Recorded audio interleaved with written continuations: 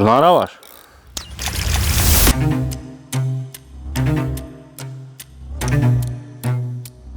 Toto štrkovisko o rozlohe vyše 400 hektárov je krásna voda.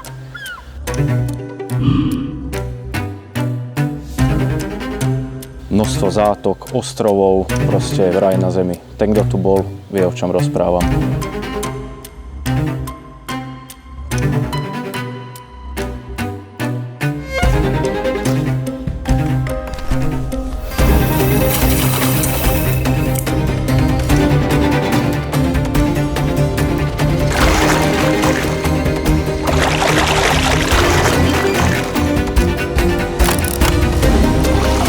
Tak a máme tu toho väčšieho 25,2.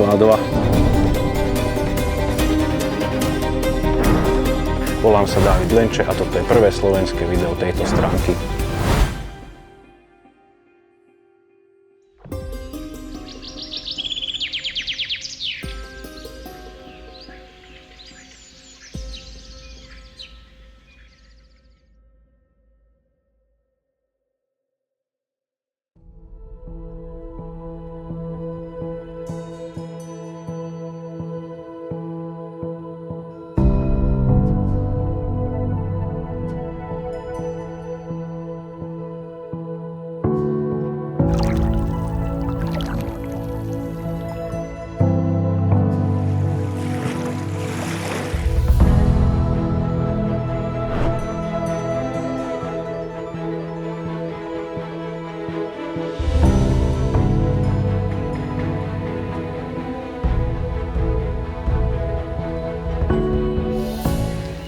Už dlhé roky patria medzi moje obľúbené vody veľké štrkoviska a bola len otázka času, kedy zavítam do Maďarska na jedno z najväčších štrkovísk, a to konkrétne Gyökenyes. Volám sa Dávid Lenče a toto je prvé slovenské video tejto stránky.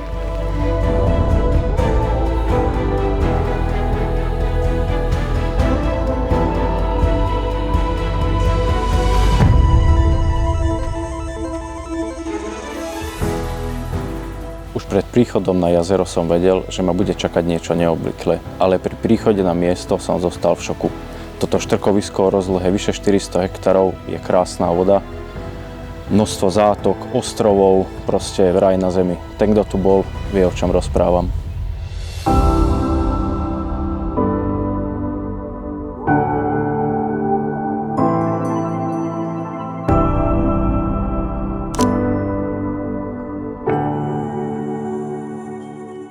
Lov na tomto štrkovisku sa v podstate v ničom nelíši od lovu na slovenských štrkoviskách až na tú hĺbku, rozlohu a obsádku rýb. Mám na mysli konkrétne tých rýb okolo 8 až 14 kg, ktorých je tu nespočetne, a samozrejme aj tých rýb cez 20 kg, ktorých tu majú zdokumentovaných vyše 100 kusov, a kvôli ním presne prichádzajú rybári z celej Európy a kvôli ním som prišiel aj ja.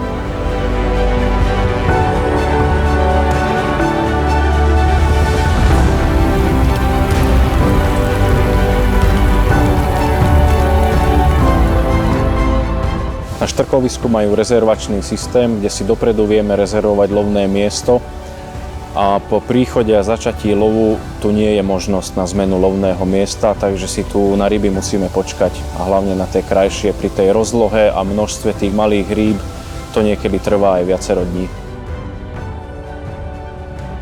Teplota vody už pomaly stúpa, aktuálne je v rozmedzi 17 až 18 stupňov, čo naznačuje tomu, že sa blížime k neresu.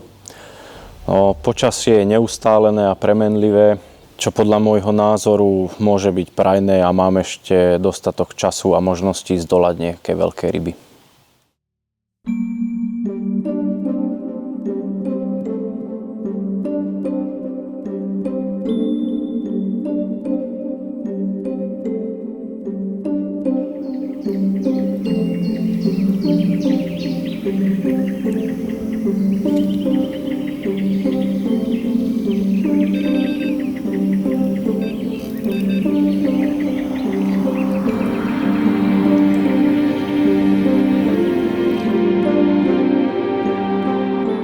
Prvý záber došiel skôr, ako som očakával, ale žiaľ Bohu to bol malý kaprík, ktorý bol zavesený asi na 40-metrovej šnúre.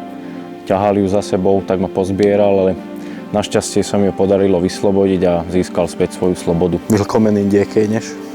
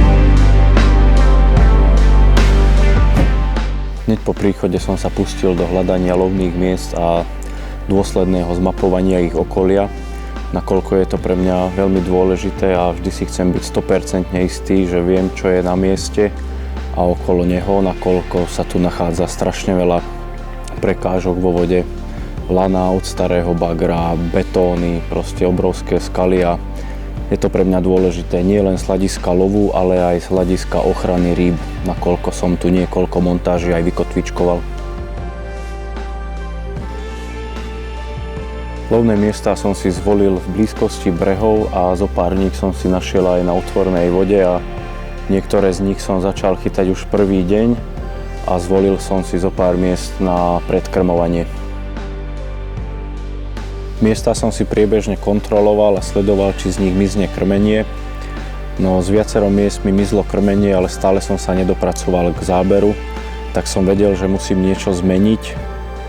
A montáž som tak položil do plitčej vody s vyváženou nástrahou a toto bola práve tá zmena, ktorá mi doniesla prvé zábery.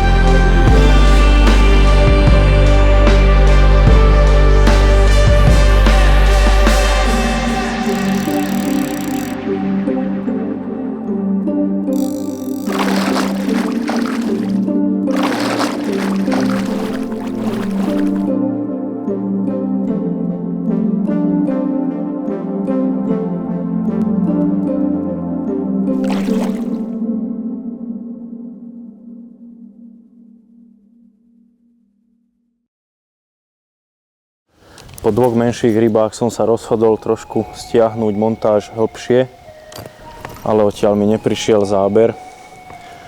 Tak som sa rozhodol trošku pritvrdiť, dať väčšiu nástrahu a položím to opäť viacej do plytkej vody a počkáme si na rybu.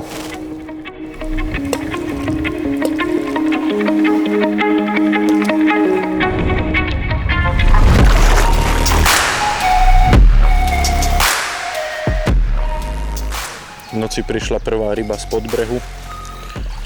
Podmienky nie sú akurát ideálne, ale bojujeme ďalej.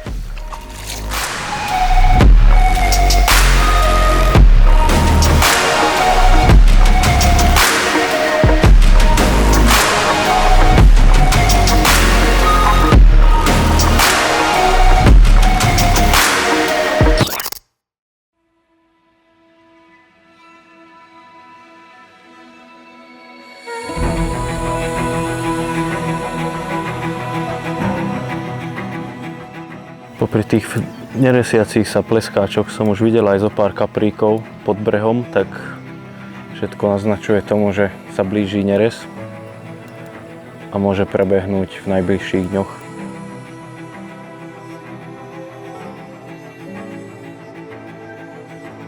Trošku mi sem natlačilo pel z topola, ale to neznamená nič zlého. Kapre tu môžu byť a aj budú.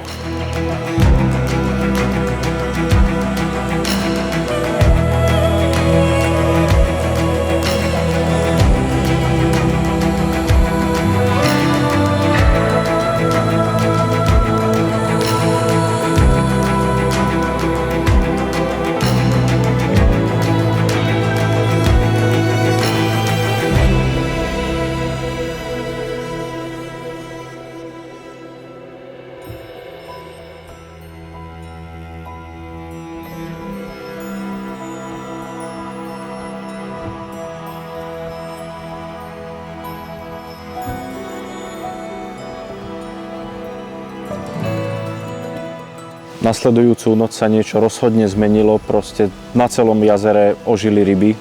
Bolo počuť, ako sa vyhadzujú pri brehoch, ako keby vrela voda. Mal som veľké očakávania a bol som zvedavý, čo sa udeje nasledujúcich 24 hodín. Takto z jary preferujem lov v pobrežných líniách a tesne pod brehmi. A dôvod si za chvíľu ukážeme.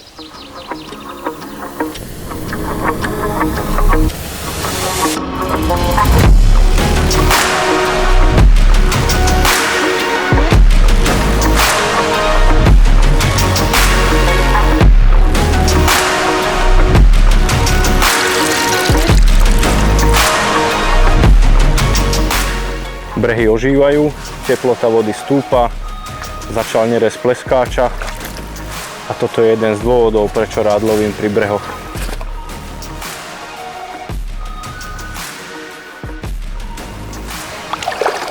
Tak a máme tu toho väčšieho, 25,2.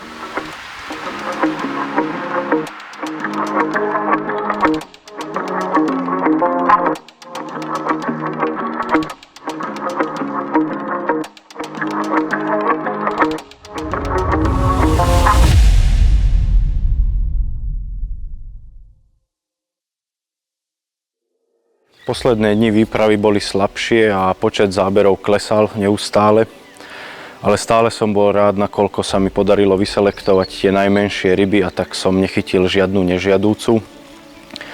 Toto je môj posledný deň výpravy, tak mi zostáva len pobaliť veci, všetko naložiť do auta, teda začať ten kaprársky Tetris v aute.